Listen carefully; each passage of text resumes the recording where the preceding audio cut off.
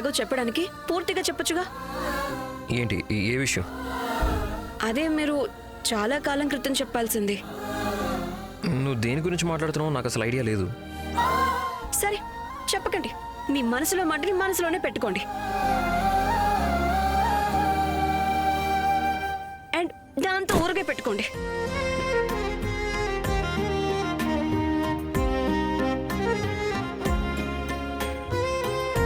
నా final decision ఏంటంటే నాకు డివోర్స్ తీసుకోవడం ఇష్టం లేదు. నువ్వు నిజంగా నాకంటే చాలా స్మార్ట్ రేఖా చౌదరి, కానీ నేను చాలా పెద్ద పిచ్చోడిని. నీ మీద ప్రేమతో.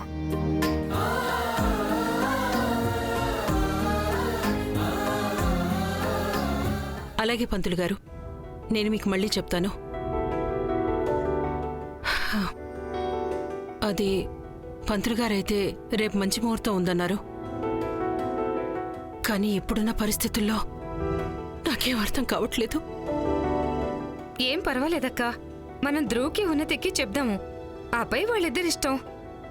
ఏం చెప్పాలి పిన్ని?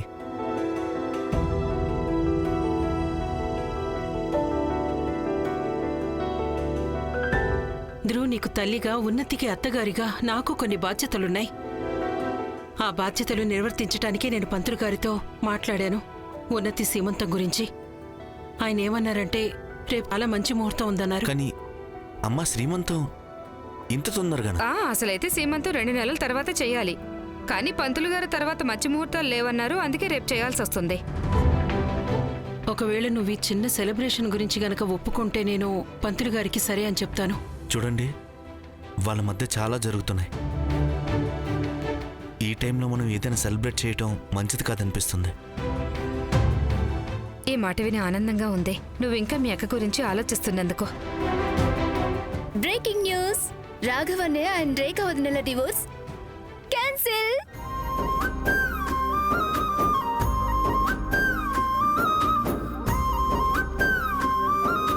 నిజంగానా? వాళ్ళ మధ్య ఏవైతే మిస్అండర్స్టాండింగ్స్ ఉన్నాయో అవన్నీ క్లియర్ అవుట్ అయిపోయాయి. అండ్ వాళ్ళిద్దరూ కలిసి ఉన్నారు, చాలా హ్యాపీగా ఉన్నారు. బాగుంది, ఇది చాలా మంచి న్యూస్. ధ్రువ్, నాన్న, అయితే మనం రేపు సీమంతం చేసేయచ్చు కదా, ఏమంటావ్?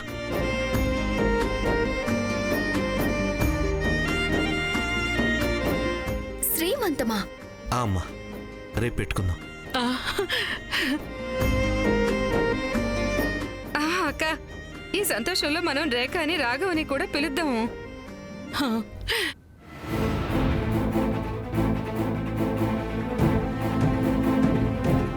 ఓ గాడ్, శ్రీమంతమా! నేను నా పెళ్లిని కాపాడుకోవడానికి నేను ఈ బిడ్డ విషయంలో ప్రెగ్నెంట్ సొల్యూషన్ కి దారి వెతికి తీరాల్సిందే. కానీ ఎలా?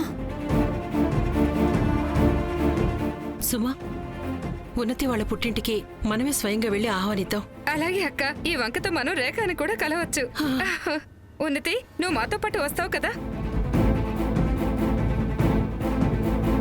ఈ అమ్మాయి అసలు నాకు ఏమీ అర్థం కాదు. తనే రేఖని ధ్రువ్ గదిలో నుంచి బయటికి పంపించేసింది. మళ్ళీ ఈ రోజు తనే అందరికంటే సంతోషంగా ఉంది. రేఖ రాఘవులు విడిపోయినందుకు. సుమా, ఏం పర్వాలేదు. నువ్వు ఇక ఇలాంటి విషయాల్ని పెద్దగా పట్టించుకోకు. ఈ బంధాలు కూడా ఏదో చిక్కుముడి పడిన దారంలాగా. దాన్ని ఎంతగా సరిచేయాలని చూస్తామో అవి అంతే చిక్కుముడి పడుతుంటాయి. నువ్వు ధ్రువుని చూసావా? రేఖ మీద ఎంత కోపంగా ఉన్నాడో, బంధాన్ని తెంపుకొని కూర్చున్నాడు.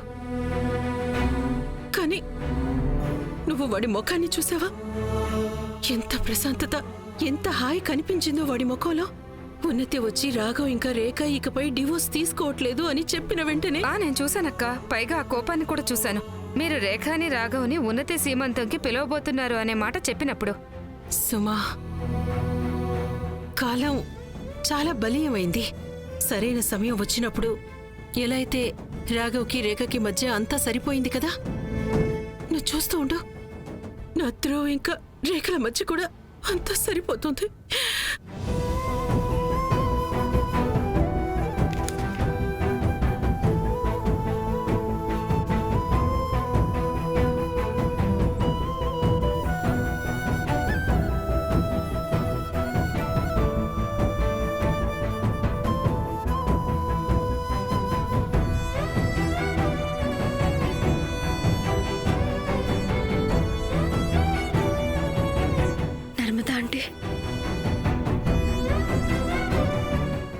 చేసుకోగలను. మీకు చాలా బాధగా ఉంటుంటుంది కదా.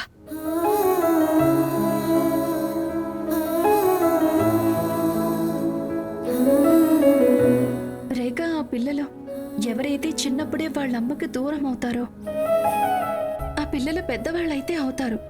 కానీ వాళ్ళలో ఉన్న పిల్లాడు ఎప్పుడూ కలత పడుతూనే ఉంటాడు. వాళ్ళెప్పుడు ఆ ప్రేమని, ఆ అటెన్షన్ని వెతుకుతూనే ఉంటారు. ఏదైతే చిన్నప్పుడు తన నుంచి దూరం అయిందో. రోహిత్ వాళ్ళమ్మని 2 ఏళ్ల వయసులో పోగొట్టుకున్నాడు. రాఘవ్ 10 ఏళ్ల వయసప్పుడు.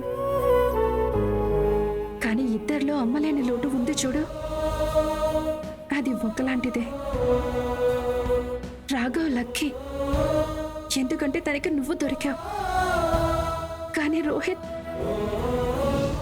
ఇప్పుడు కూడా ఆ ప్రేమని వెతుకుతున్నాడు. అది తనకి దక్కాల్సిందే, కానీ ఇంకా దక్కలేదు. తను ఈ తప్పులు అన్నీ చేశాడు చూడు, వాటికి కారణం కూడా ఆ వెలితి వల్లే. దాన్ని రోహిత్ ఎలా అయినా సరే నింపుకోవాలని చూశాడు. నర్మదా ఆంటీ, మీరొకసారి రోహిత్తో మాట్లాడి చూడండి ఆంటీ. లేదు రేఖ, నేను తనకి కాల్ చేయను. ఎందుకంటే ఒకవేళ నేను తనకి కాల్ చేశానంటే తనకి తన తప్పు ఎప్పటికీ తెలిసి రాదు. తను ఎప్పటికీ మారడు కూడా. పైగా తను మీ ఇద్దరి విషయంలో ఏదైతే చేశాడో అందుకు నాకు తన మీద చాలా కోపంగా ఉంది.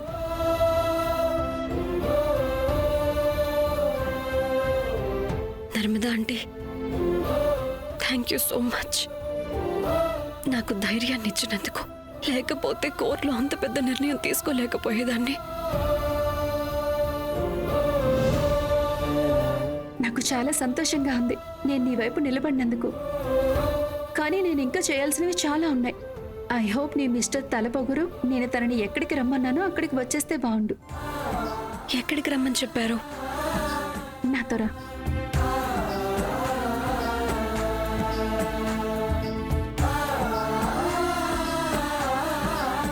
ఏంటమ్మా, నువ్వు ఇక్కడికి నన్ను రమ్మన్నావు కానీ నువ్వే మాయమైపోయావు. ఖచ్చితంగా రేఖ వల్లే లేట్ అయి ఉంటుంది. నేను అనుకుని ఉంటే ఇంకా లేట్గా వచ్చేదాన్ని. నేను మొత్తం రోజంతా వెయిట్ చేయించేదాన్ని. నీకు అన్నం పెట్టేదాన్ని కాదు, నీళ్ళు ఇచ్చేదాన్ని కాదు. అమ్మా, నువ్వు నన్ను తిడుతున్నావా? హా, ఇంకా నువ్వేవైతే చేసావో అందుకు నేను కాదు, అందరూ నిన్ను తిట్టాల్సిందే. నిన్ను చీకటి గదిలో పెట్టేసి ఉండాల్సింది.